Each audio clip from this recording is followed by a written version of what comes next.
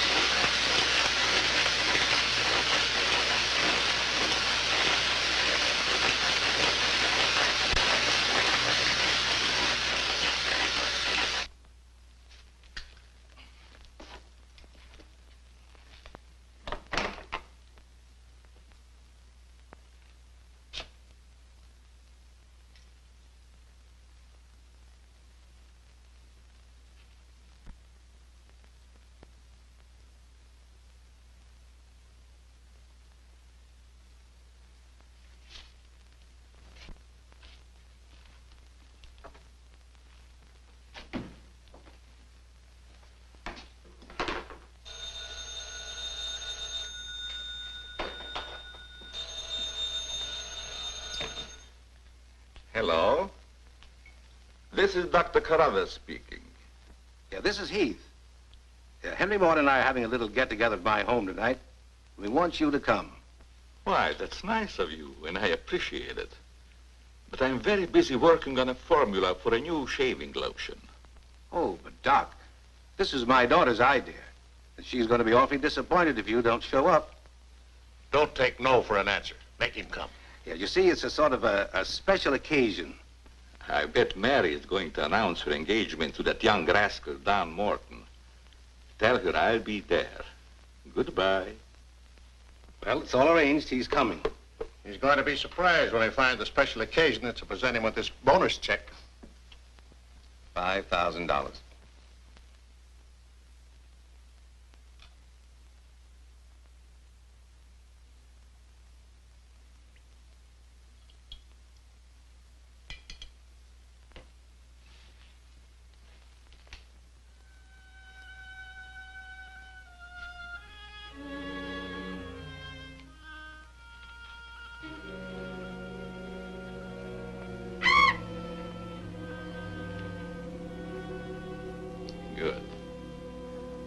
You have not forgotten. You hate this strange oriental fragrance, even while you sleep. Just as you did before I made you big and strong. Now, if you detect the fragrance in the night, when you're fully awake, you will strike.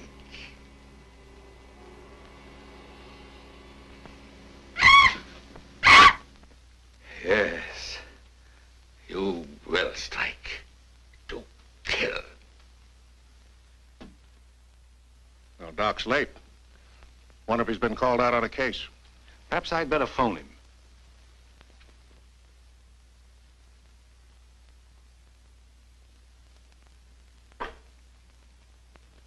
Now, remember, Roy, Tommy, you're not to mention anything about this bonus for the Doc until after your father has presented it. Have you warned those two lovebirds over there? Perhaps I'd better.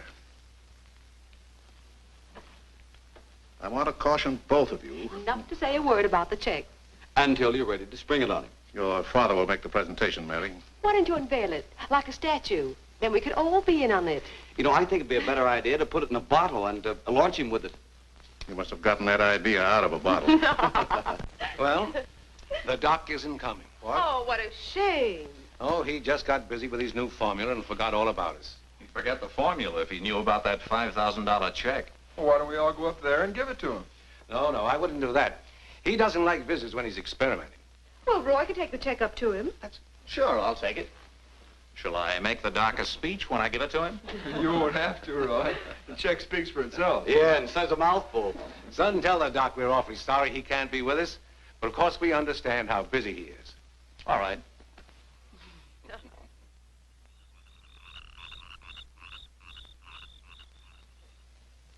Just a minute, Roy, and I'll be with you.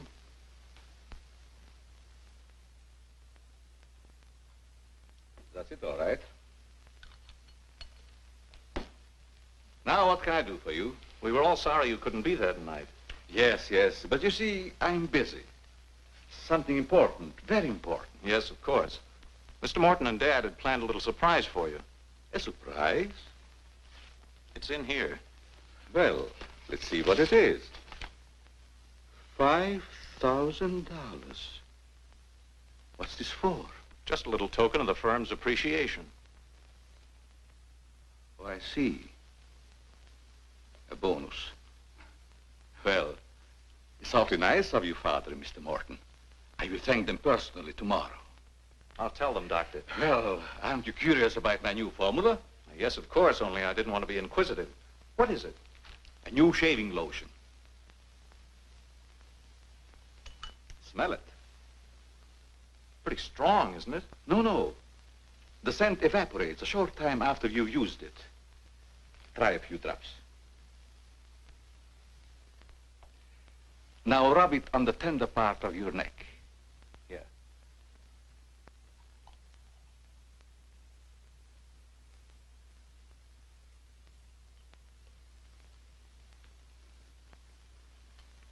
Soothing, isn't it? Yes. When will it be ready for the market? Oh, it's still in the experimental stage. I want to try it out on several people first and see if it works. Well, if you'd like to send me a bottle, I'll be glad to try it for you. Thanks. Good night, Doctor. Goodbye, Roy.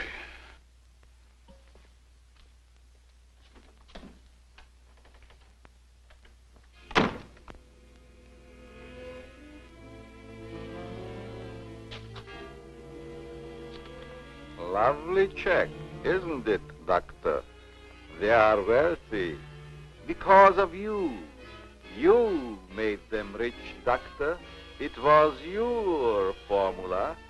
Tonight they gave you $5,000 and wanted you to come down to their house and thank them for it. That was your money they gave you, like a bone tossed to a faithful dog.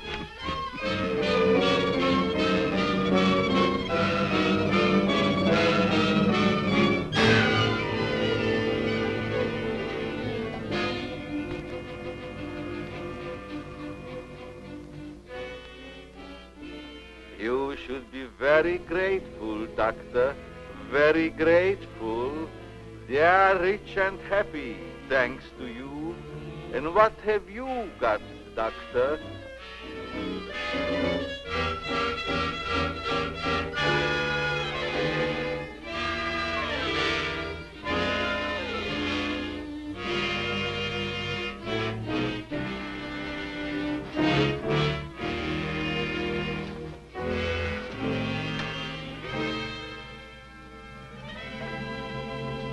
Tonight you have work to do.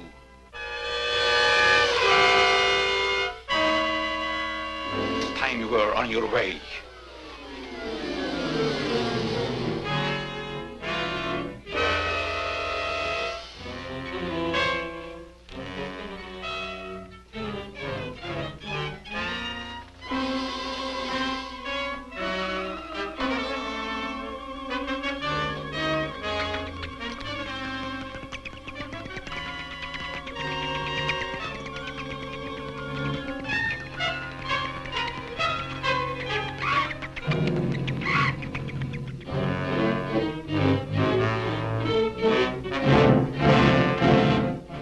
Tonight's a good time while our families are here to announce our engagement.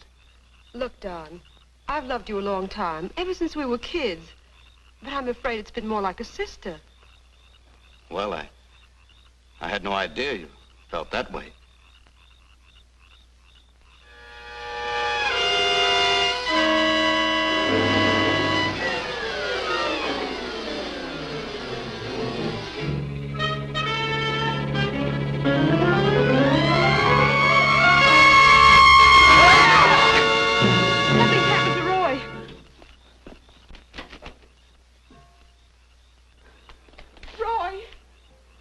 I better call Dr. Carruthers. Oh, please hurry. There's nothing I can do. You mean he's dead? Yes, I better call the coroner. You think it's murder? I don't know. I never saw anything like it before. The jugular vein is severed.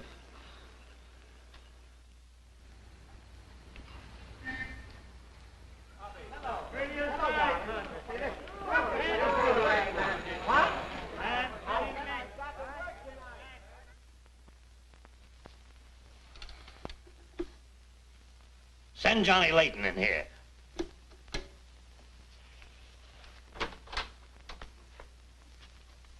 Well, what have I done now? Who wants me fired this time? Nobody yet, but it's still early.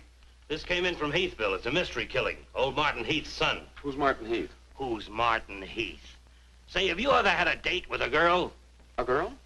Oh, yes, a girl. I believe I did take a girl out once. Well, did she smell sweet? Of course she smells sweet. Most girls do. Well, that's because of Martin Heath Cosmetics Limited. They make all that goo that the women put on their faces so they won't have to wash them with soap and water.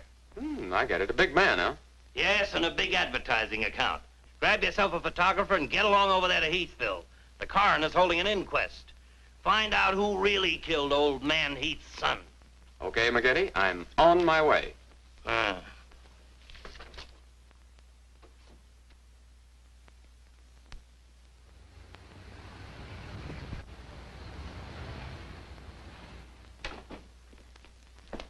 Chief Wilkins? Yeah? I'm Johnny Layton of the Chicago Register. Glad to see you. And this is my cameraman, One Shot McGuire. Hi, Chief. Howdy. Say, we're down here to cover that Heath murder, but we didn't get much information at the coroner's inquest. I thought maybe you might be able to help us. Well, I'm always glad to cooperate with the newspapers, providing they cooperate with me. That's the policy of our paper. Well, to tell you the truth, I haven't got very far with this thing myself. Oh, here's something that might interest you. It's a picture of the victim's wounds. You'll be able to see it better with this glass. Are these scratches on the neck and shoulders? Yes, but we can't determine the source. They're too deep for fingernails, too shallow to have been made by a knife. They're more like claws. That sort of bears out Dr. Carruthers' theory at the inquest of a wild animal. Have there been any circuses around here lately? No. Heard of any animal escaping from a zoo? No. Couldn't have been one of those African leopard men. They use steel claws. This isn't Africa. Okay, Chief, I was just trying to help. Chief, are you sure there's no clue you're holding back while investigating? Well, since you're going to work with me on this case, there is a clue, and a very weird one. The autopsy surgeon says that such wounds could have been made by the beak and talons of a bird. A bird? Why, there aren't any birds around here big enough to attack a man. How about an eagle? We know it wasn't a bird. How do you know that? Because we found several hairs on the shoulder of Heath's coat. Ah, Chauchet La Femme. They're not human hairs. What kind are they? Well, it may sound silly, but the laboratory test shows that they were from a mouse. Well, who ever heard of a mouse big enough to kill a man? Say, a bat has hair like a mouse. Well, the only bats around here are no bigger than sparrows. There was a peculiar odor about the wounds, but they were so faint and elusive that the police chemists have been unable to identify it. Then it does give us something to work on. Well, the scent was a clue. It's been destroyed by evaporation. Say, Chief, do you mind if I do a little sleuthing around on my own account? Certainly not. Go ahead. If I can help you any, why... You can. Miss Heath seems to be the nearest to an eyewitness of the crime. I'd like to have a talk with her. Can you arrange it? I think I can. Well, Dr. Carruthers refused to let her speak to us. We tried that this morning at the inquest. Well, don't you worry about Dr. Carruthers. He's one of the finest men in Heathville. He just thought you'd add to Mary's grief so you could get sensational newspaper stories. I'll arrange an interview. Thanks, Chief. I'll keep in touch with you. All right. 48J. Miss Heath, did your brother have any enemies that you know of? Why, no. Everybody in the village liked Roy. Mm-hmm. Well, what did he do at the factory? He had charge of the experimental department where the new products are developed. Oh, here comes Dr. Carruthers. Hello, Doctor. Hello, Mary. I took a shortcut from my laboratory through a garden hedge. You met Dr. Carruthers at the inquest this morning. Yes. Mr. Layton, I hope you'll forgive me if I seemed a little abrupt. But I'm fond of Mary. And considering the ordeal she already went through, I wanted to protect her from dwelling too much on the tragedy. Of course. You were quite right. We're working on the case with the police now. Yes, I understand. Chief Wilkins phoned me. And if I can be of any assistance, just call on me. Thanks. Won't you sit down?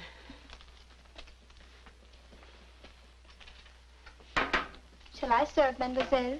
No, Maxine, I'll do it. You may go now. Oui, mademoiselle. Do you take sugar, Mr. McGuire? Huh? Oh, no, ma'am, never. In fact, I don't even take tea. If you'll just deal me out, I'll take a look around. I may dig up a clue.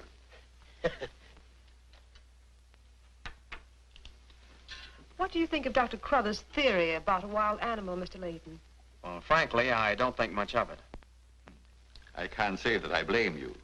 But I, as a scientist, take many things into consideration a layman might overlook. For instance? The jagged nature of the wound, the rapidity with which the murderer escaped, the scratches from talons or claws. But when an animal attacks a human, there's bound to be a lot of noise. You heard Miss Heath testify there was no sound of a struggle. No. Only those awful screams. It's very puzzling, very mystifying. Doctor, when you last saw Roy, did he seem worried or nervous or moody? No, not at all. On the contrary. He was in the best of spirits. Well, I've got to get back to the village now and follow my story. You'll excuse me? If you find it necessary for us to talk again, you may come back at any time. This evening, if it's all right with you. I'd like to spend some time here. Why, yes, that'll be quite all right. Thank you. Goodbye, Miss Heath. Goodbye. Goodbye, Doctor. A little more chiffon, baby. I do not understand. Oh, you know what I mean. A little more of your stocking. Like these? Sure, I like 'em. Who wouldn't? Now, hold nice and still, because this is going to take a little time.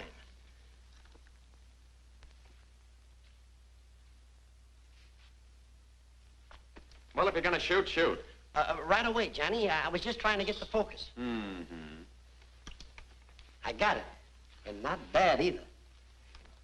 I'll be back in a minute, Frenchie. And don't worry none about those werewolves. Because nothing's going to harm you while I'm around here.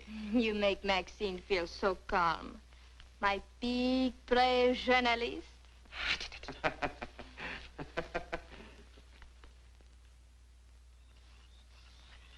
This is my idea of nothing at all. Sitting here waiting for an animal to give us an argument. Look at that moon. And I had a date with Frenchie. Oh, stop crabbing. We're supposed to solve a murder. You, Big, brave journalist. This is the first time I've ever been invited anywhere and asked not to shave until after I get there. I wanted to observe your exact reaction when you tried the lotion. Oh, now I understand. I want this lotion to be perfect before turning it over to you to be marketed. Here. It's a little strong. That'll make the customers think they're getting their money's worth. Oh, that feels great. Very soothing. I don't think you ever use anything else. Well, we wouldn't want to market anything we wouldn't use ourselves. That almost smells good enough to be used as a cologne. Oh, what's the matter, Doc? Can't you stand your own lotion? I have a violent dislike for perfumes. Oh, I'm sorry. All right, Tommy. Good night, Doc. Goodbye, Tommy.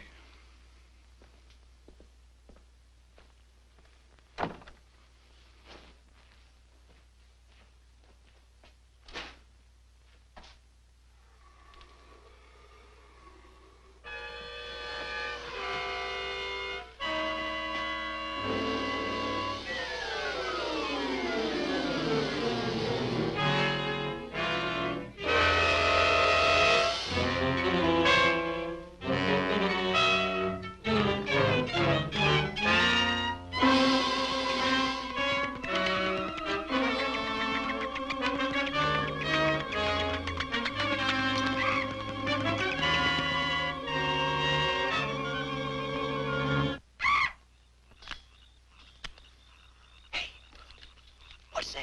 Where? Over there, something's moving.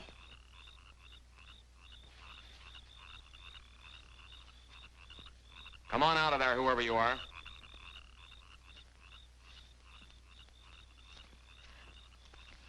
What are you doing out here, Miss Heath? I thought you might want some company. Shall we sit down? You know, you shouldn't be wandering around the garden at night after what's happened. Neither should you. Well, but it's part of my job. Mine, too. Roy was my brother. Be careful, I think it's Tommy. Hello, Tommy. Hello, everybody. Hello, Tommy. darling. What's up, sis? Mr. Layton wanted to stay in the garden for a while, so I joined him. Don't tell me you're waiting for that animal Dr. Carruthers mentioned. So you don't believe it either? I certainly do not. It's ridiculous. But somebody or something killed your brother. And I suppose you're working on the theory that the murderer always returns to the scene of the crime. Perhaps I am. Well, not for me. If you'll take my advice, Mary, you'll leave these gentlemen to their vigil and go to bed. That's what I'm going to do. Good night. Good night, Tommy.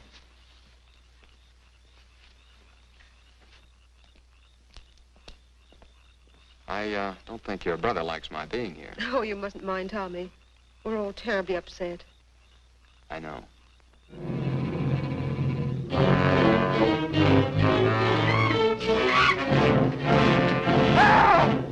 Tommy! Come on.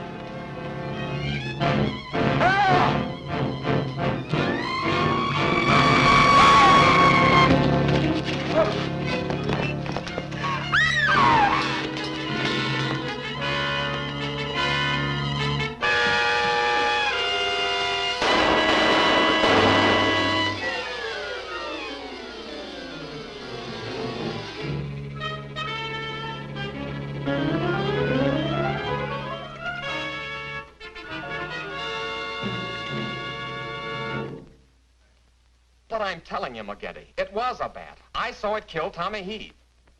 Listen, Johnny, I want you and One Shot to come on home or I'll fire both of you. I'm not coming home, and neither is One Shot. I'm keeping him here to get a picture of the devil bat. Say, that'll look great in the headlines. Devil bat strikes again.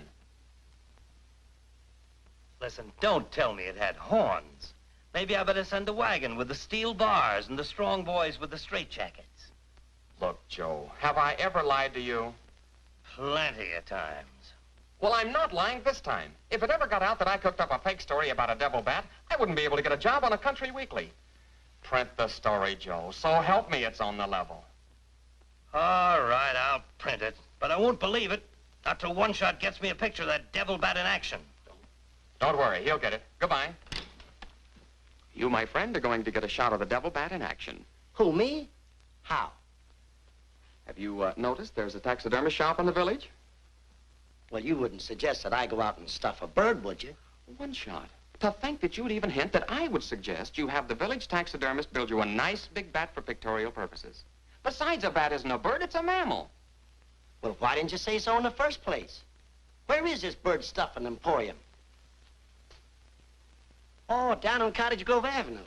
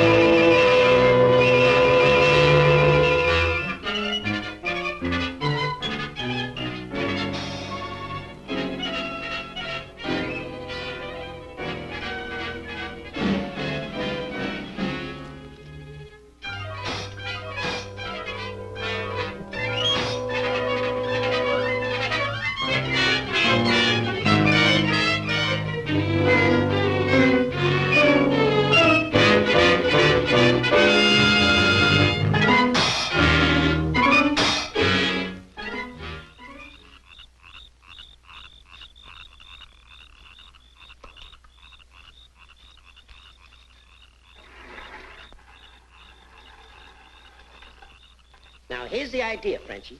You hang on to the bat till I get my camera set up. And when I raise my hand, you give the bat a good shove, and it'll swing out just like it's flying. Then I can get a swell picture from my boss. Get it? Oui. I am wise, no? No. But hang on to the bat until I raise my hand, huh?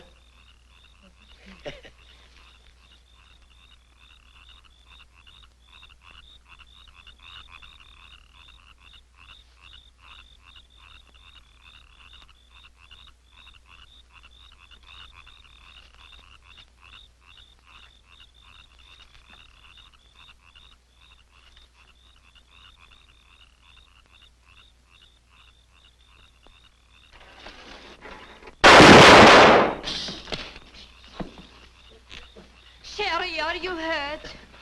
Say, what's the idea of breaking up my devil bat? I'm going to make you pay for that. And I'm going to take you to jail until you explain this. Come on. You can't do this to me. I'm doing it. I was just conducting a little experiment, trying to find out how the devil bat does his killing. I'm sure McGuire didn't intend doing anything wrong. He's just a little overzealous about his work. Yeah, with the town in an uproar, and everybody terror-stricken, wondering whether he's going to be the next victim, I don't want any more trouble stirred up, even with an artificial bat. You'd better get back to the hotel. I want to talk to the chief alone. Is it all right, Chief? Yeah, but be careful in the future. Ever smelled anything like this before?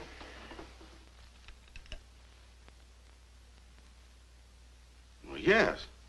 That's the same stuff that's been on every one of the devil bat's victims. Where'd you get it? Found it in Don Morton's bathroom. Find out where Morton got it? No, I didn't want to arouse suspicion by asking questions till after it's been analyzed. You think it has any connection with the murders? That's the way it strikes me, but I can't figure out how. I'll get the police chemist on it right away. I'll snoop around, see if I can find out where Morton got it. Well, it probably came from down at the Heath cosmetic plant. I've men working on a theory of a disgruntled factory employee committing the crimes. It's certainly more than coincidental that all the victims have been members of the Heath and Morton families. Yeah. Looks like a plot to wipe them all out. I wish the rest of them would leave town until this crime is solved. You're worried about Mary, aren't you? Well, yes. I've been urging her to leave, but she won't go without her father. And he insists on remaining here to help clear up the crime. And worse than that, neither Heath nor Morton will let me give them a bodyguard. I guess we'll just have to wait for something to break. Good night, Chief. Good night, Johnny.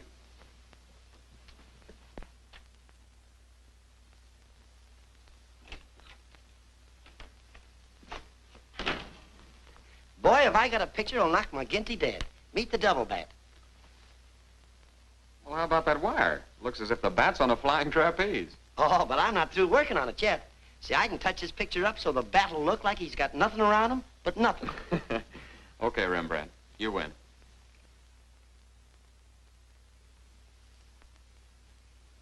This is your news commentator, Walter King. Tonight we're broadcasting from the little village of Heathville, where an alleged devil bat has claimed 3 victims during the past 6 weeks. You will note that I say alleged devil bat. That, ladies and gentlemen, is because your correspondent has been very skeptical from the start as to the existence of this horrendous creature. I have as my guest in the studio tonight Professor Percival Garland Rains, perhaps the world's greatest authority on animal life. I'm going to interview Professor Rains on the subject of the devil bat. Our radio audience may draw its own conclusions. Professor Rains, first let me ask you, point blank, do you believe that any such creature as the devil bat exists? I do not. He's got a nerve. Quiet. In the Dark Ages, when men and women lived in caves, there may have existed a bat of this size. But not in this day and age. How do you account for the fact that Mary Heath, whose 2 brothers were victims of the devil bat, and a newspaper reporter, John Layton, claim to have seen this amazing creature? Sometimes under stress of excitement, our minds play tricks on us. Hey, he's insinuating you saw the little bat that wasn't there. Pipe down. But how about the picture of the devil bat published by Mr. Layton's paper? I examined that picture under a powerful magnifying glass. I denounce it as a fraud. Whoever constructed the strange-looking monster forgot to remove a label from the silk used on its left wing. That label reads, "Made in Japan."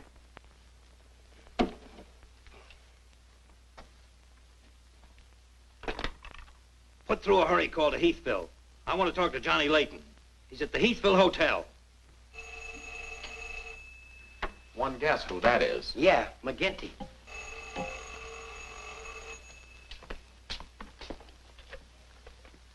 Go ahead, pour it on. So you slipped over a fake picture on me, huh? Well, you're fired, both of you. And I'll see to it that you never work on another newspaper as long as I live. Made in Japan. You tell One-Shot McGuire he ought to be snapping photos in a booby hatch. Both of you, come on in and get your final checks. Oh, no. We're not coming in to get anything. All right, so we're fired. But we're staying here just the same. I saw that bat. We're going to stay here till we catch that bat, and when we do, I'm going to bring it in and stuff it down your throat. Goodbye. Well, we're fired. Mm-hmm. Again. That's him calling back to apologize. Now, you give him a good scare. No use begging us to go to work for you again, McGinty. You fired us, and we're staying fired. Oh, Mary, I thought it was somebody else. Johnny, why did you make a joke of a tragic thing like this? But it wasn't intended as a joke, Mary. I was only trying to get the news. I suppose you call it getting the news when you arrange to print a picture. That's a deliberate hoax. That has the entire country laughing. A grand joke, Johnny. But somehow I can't appreciate it. But I can explain that picture. Don't try, Johnny.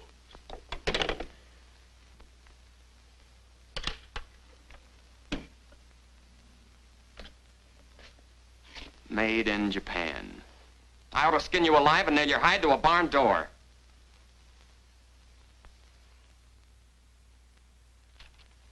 Here's the chemist report on that shaving lotion. I see he couldn't break down one of the ingredients. Yes, he said it must be some element with which he's not familiar. We won't get anywhere until we identify it. There's just one other man in this town that might be able to help us. Dr. Carruthers. Yeah, Carruthers could help us. I found out he compounded that lotion. Well, if you suspect Carruthers, you're barking up the wrong tree, Johnny. He's the last man in this town that would harm anyone. Why, everybody loves him. Maybe so. But here's something else I dug up. The Heath and Morton fortunes are based on a greaseless cold cream formula Dr. Carruthers invented. So what? All the doctor got out of it was $10,000, and the others made a fortune. Well, it's common knowledge that He sold out for cash when he could have had an interest in the firm. Just the same, every victim had this stuff from his laboratory on him. Maybe you've been working too hard on this case, Johnny. I'd like to get his reaction on the stuff. If he denies knowing anything about it, we'll know there's a tie-up somewhere. I think you're balmy. But just to show you that I'm following up every clue, we'll talk to him. We'll, put this in another bottle, and without telling him we know he compounded it, ask him to analyze it. Doc, I hope we're not upsetting your work barging in on you this way. No, not at all. I'm anxious to help solve these crimes. All the victims were very dear friends of mine. Here's a sample of the stuff young Morton and the two Heath boys had on them when they were attacked by the devil bat. Of course, it doesn't make sense to me that a bird would choose only people using that particular stuff. A bat is not a bird. It's a mammal. Well, anyway, our police chemist couldn't break down one of the ingredients. We thought perhaps you could. Why, I compounded this myself. It's a new shaving lotion I'm experimenting with. The ingredient your chemist couldn't break down, I discovered years ago in Tibet. How did you happen to put it in a shaving lotion? Oh, the lamas use it in some of their religious rites as a perfume. The scent is very pleasant and can't be imitated by competitors. But what were Don Morton and the two Heath boys doing with the stuff? Oh, it is the policy of our firm to try out any new product before marketing it. Well, that knocks our theory into a cocked hat. Yeah. We were hoping the unknown ingredient might turn out to be some sort of a clue. This isn't the kind of bottle I give it out in, but I presume your chemist changed it when making the analysis. Yeah. Is there anything else I can do to help? Tell me, did you hear Professor Raines on the radio last night? Yes. It was very interesting and very asinine. You mean you believe there is a devil bat? Why not? You saw it, didn't you? Well, sure I did. So did Mary. Then why worry about what one scientist says? That one scientist got me fired. Oh, you mean your newspaper discharged you? That's right. Oh, that's too bad. Then you're believing Heathville before the mystery is solved. I'm afraid not. I'm going to stay here and work with the chief. Since you're going to stay here for a while, I would like you to try out a bottle of the new lotion and tell me how you like it. And you too, Chief. No, not me, Doc. If my wife ever smelled perfume on me, she'd suspect me sure. Well, Mr. Layton, I understand you are not married. All right, I'll try it in the morning when I shave. I guess we better be going, Chief. See you later, Doc. So long, Dr. Carruthers. Goodbye, Mr. Layton.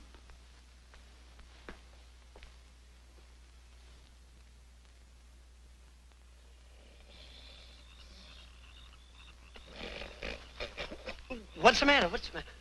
Does that smelly shaving lotion put you to sleep? Well, why'd you tell the doc you're going to use it if you think it's smelly? Oh, I don't know. I guess I was a little ashamed of ever suspecting the old duck. Well, I like it, and I'm going to tell him so. What time is it? After midnight. Midnight? Oh, there ain't no use of waiting around here any longer. This must be the bat's night off.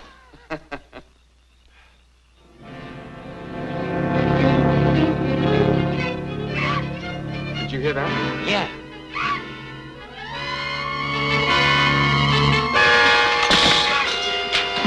Get that camera ready.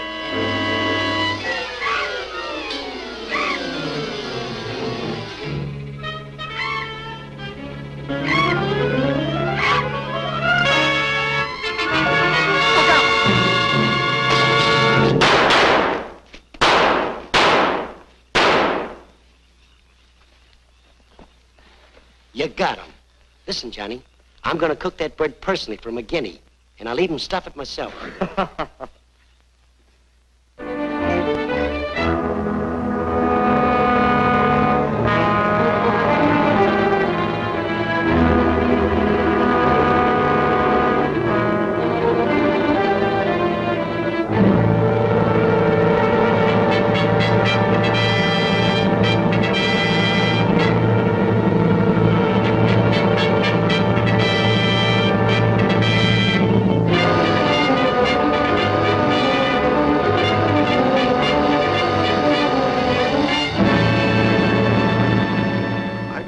skeptical when I came to Heathville today to examine the body of this so-called devil bat.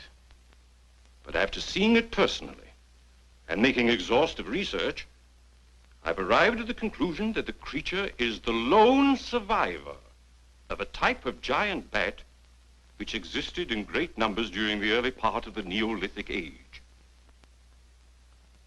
Perhaps I should explain for the benefit of some of our listeners that the Neolithic age is that period of antiquity commonly called the Stone Age.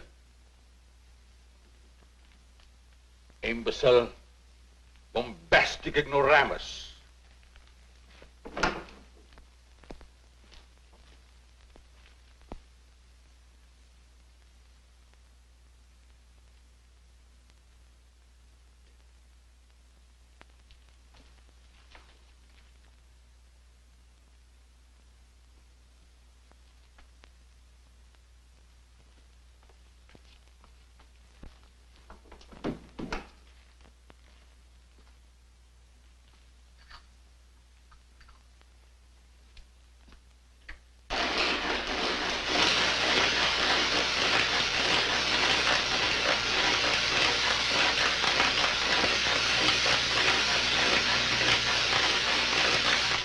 McGinty, but One Shot and I are not interested. At your prices.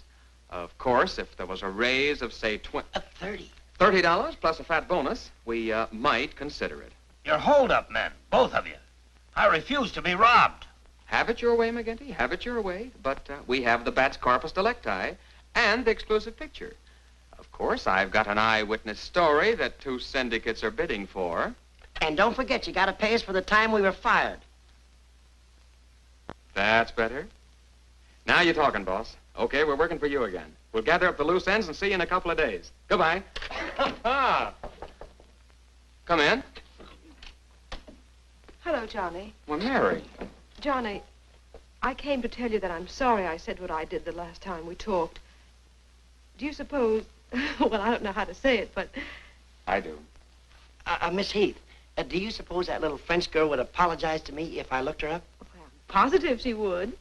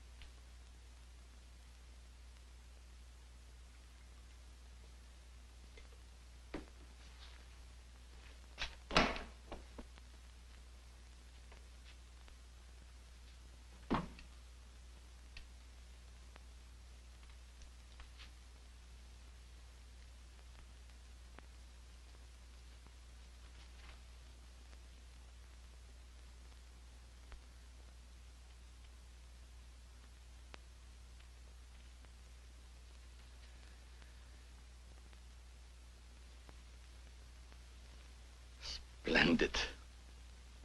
You will be even greater than your unfortunate predecessor.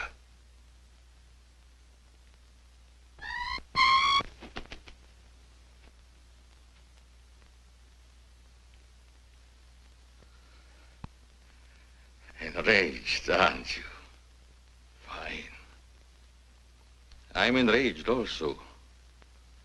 Tonight I shall call on Henry Morton, and you shall strike him down. Henry, the lotion has turned out to be better than I had hoped. I want you to try it. Well, just leave it here, Doc, and I'll try it in the morning after shaving. Smells good, doesn't it? Yes, but isn't it too strong? No, no, no. Evaporation quickly tones it down just to the right scent. Rub a few drops on your face. Well, I'd rather wait until after I shave. Then my skin will be more tender and receptive to a lotion. Just a little here. The texture of the skin there is always very delicate. I give you a few drops in your hand.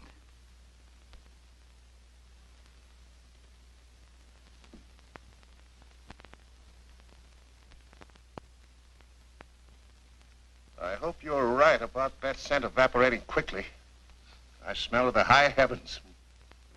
Perhaps that will be the secret of its success. Well, you can never tell what's going to happen in this business.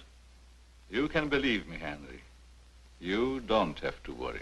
Yes, I can believe that, Doc.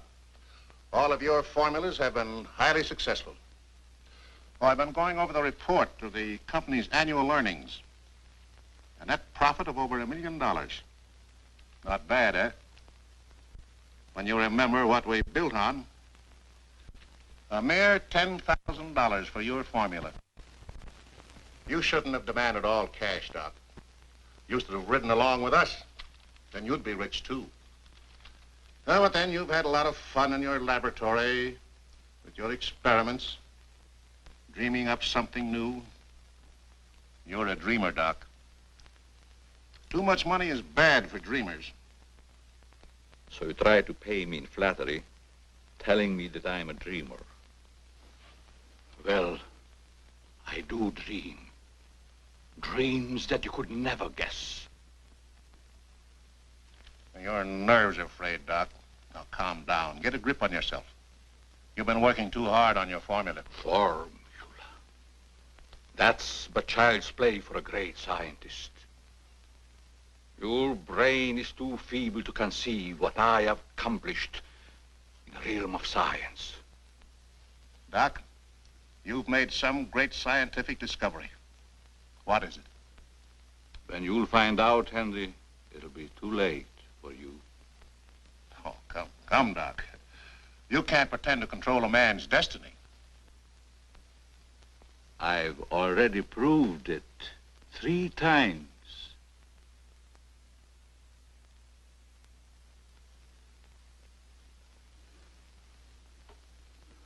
I'm sorry.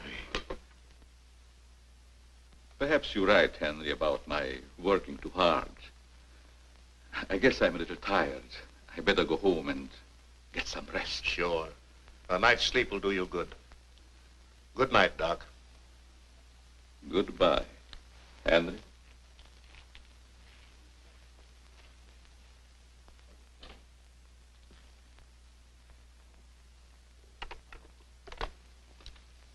"36J. Hello? Oh, that's you, Martin? Yes, Henry. I want you to call Chief of Police Wilkins to come to your house immediately. It's very important. Chief's here now. Well, don't let him leave until I get there. What on earth's happened? I think I've got a clue to all those murders. It may peter out, but if half what I suspect is true, it's the most diabolical plot that a madman ever concocted. What is it? Talk about the absent-minded professor. I forgot my hat. Henry, what is it? I'll tell you all about it when I get there. I hope I didn't intrude on a private conversation. No, nothing important.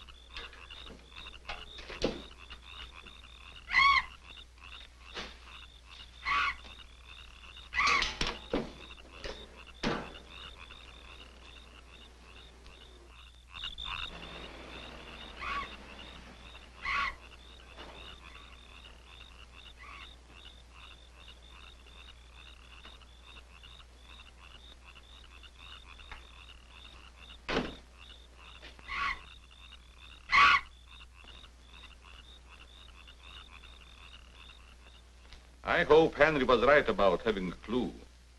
But why didn't he explain more about it when he phoned? When I insisted, he changed his tone as if he'd been interrupted. I was afraid that he might be overheard.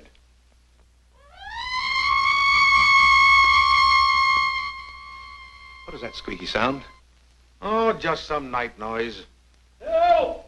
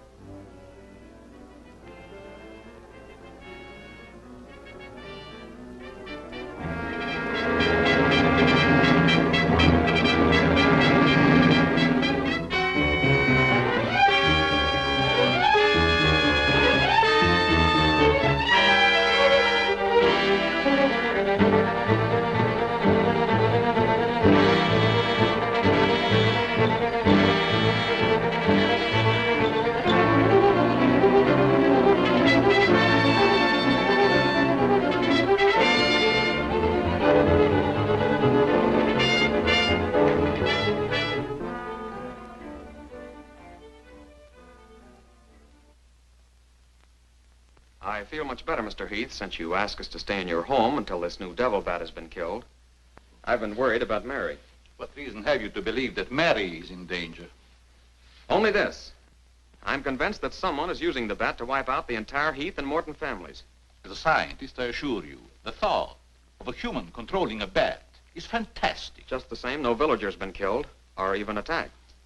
You're forgetting, aren't you, that Mr. McGuire was attacked. He's not a member of either family. Why, I'm practically a member of this family already. I'm going to marry Miss Heath's maid. Oh, really? Well, boys, I'll have Maxine show you to your rooms. I must be running along home. It's past my bedtime. Good night, gentlemen. Good night, Good Doctor. night, Martin. Good night, Good Doc. night, Doctor. Goodbye, Mary. Come along.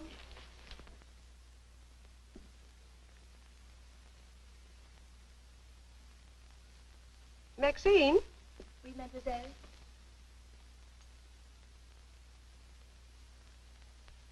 Did you fill my perfume bottles with something new? Oh, no, mademoiselle. I never touch your perfume. It's funny. I don't recognize it. Perhaps Dad filled them as a surprise. He always does that with every new perfume the plant puts out. Is there anything else? No, Maxine, that's all. Good night. Good night, mademoiselle.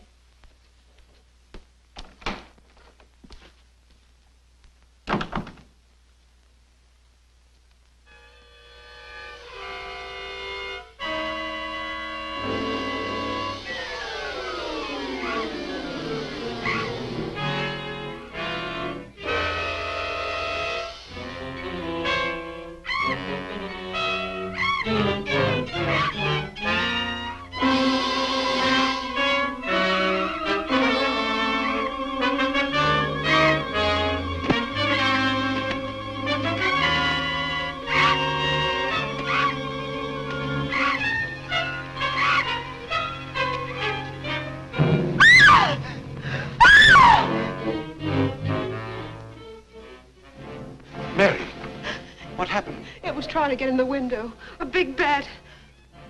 Oh, it was awful.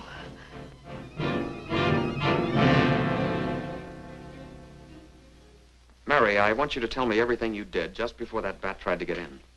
Well, first I took a bath. Then I brushed my hair, and Maxine came in and turned the covers down.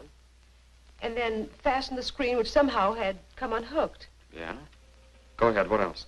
Well, then we talked about some new perfume that someone had put in my dressing table bottles. Dad, did you put any new perfume in my bottles? No, I didn't. Is this the stuff? Yes. Tony, this smells like... Hey, quiet. I've got a hunch that I want to follow up, and I'll need everybody's cooperation. We'll do everything we can. Of course. What's Carruthers' number? 48J. Operator, give me 48J, please. Hello, Dr. Carruthers. This is Johnny Layton. That's right. Something terrible has happened to Mary. Can you hurry over? I'll be right there. Good. Oh, Johnny, I'm all right. I don't need a doctor. That's where the cooperation part comes in, Mary. You'll have to pretend to be a nervous wreck. Mr. Heath, you in one shot must help her trick Dr. Carruthers into staying here as long as you can. Where are you going, Johnny? To, do a little private bat hunting.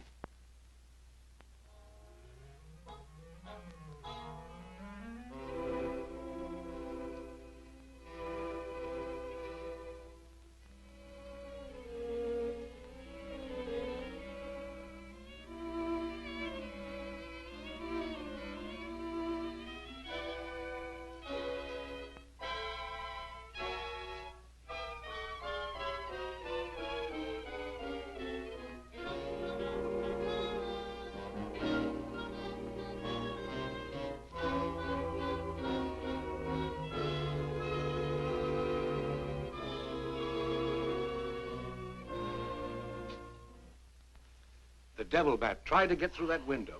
If she's suffering from fright, I give her a sedative. Where's Mr. Layton? Why, I guess he's out in the garden hunting the devil bat. Layton is a very brave young man. Give Miss Heath one of these every half an hour. Oui, doctor. It will quieten her nerves. But, Doc, hadn't you better stay until she's quieter? She'll be all right in the morning. Hey, Doc, I don't feel so good myself. Would you mind taking my temperature? You look perfectly well, Mr. McGuire. Well, you ought to see my tongue. It looks just like a squirrel's tail. Look. Try some calomel.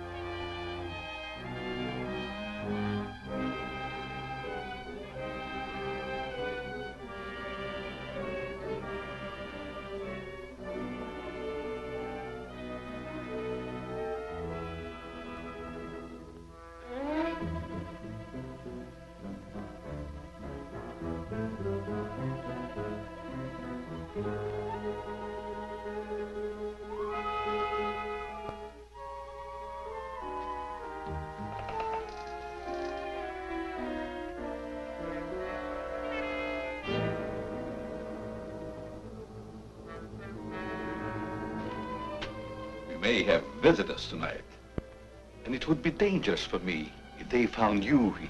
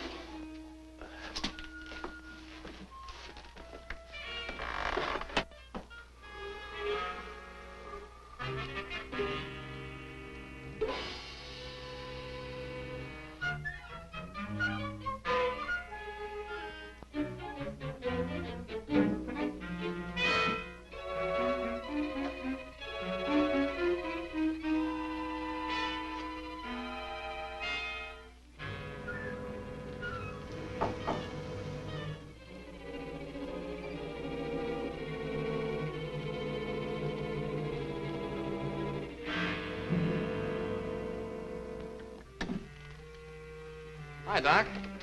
I hope I'm not intruding. No, not at all. I heard you were out stalking the devil bat.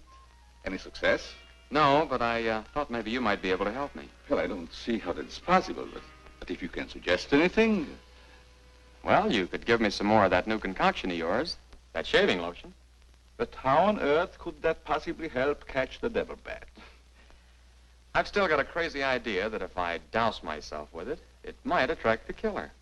I don't see how you can connect the two. But there is a bottle of the lotion on the table. Thanks.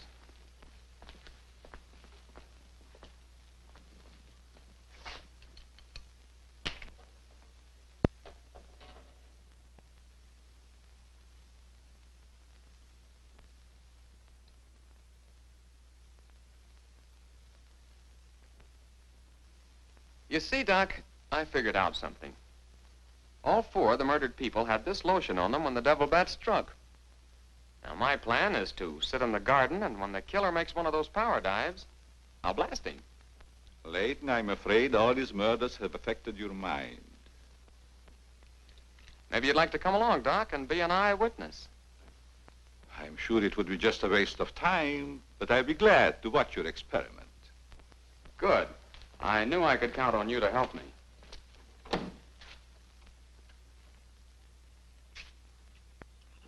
I tell you, Layton, expecting a bat to be attracted by the scent of a lotion is all foolishness.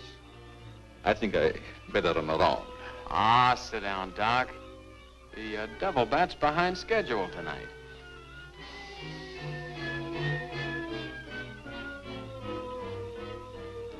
You aren't very chummy tonight. What's the matter? Firearms always make me nervous. Oh, I thought maybe you didn't want to be sitting too close to me. Just in case the devil bat does show up. According to your theory, the killer wouldn't attack me. I haven't any of that lotion on me. You have now, Doc. Why did you do that? To make it a 50-50 proposition, Doc. Now sit down, and don't try any shenanigans.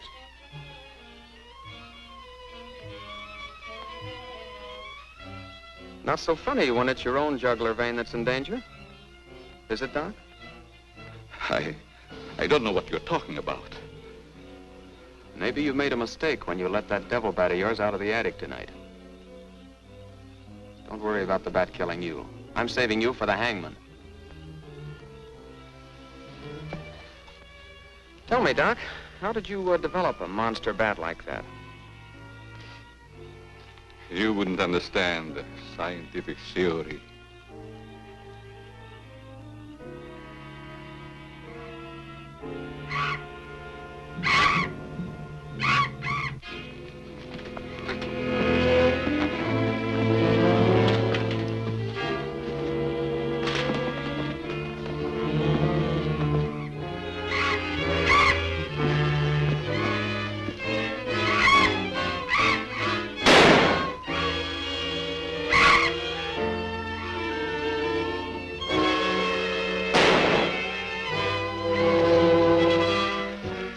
Chief, what are you doing out here? Young fellow, don't think that you're the only man working on this case. And it was lucky I was here, too. Thanks. Did you kill the devil bat? No, he got away. Well, here's one bird that didn't get away, and he's the murderer we've both been looking for. Quick, shoot it!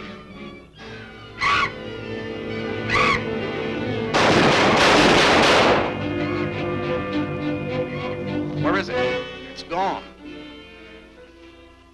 And so's the doctor. Did you get the bat? What happened? Doc Carruthers is the murderer, and he's hiding somewheres in the garden. You fellas get back to the house and guard Mary. Come on.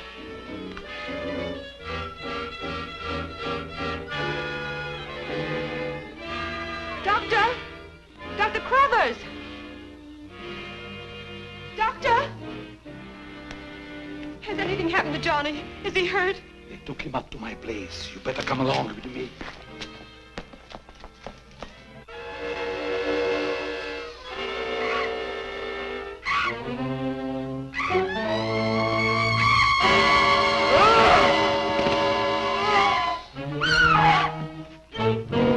That was Mary.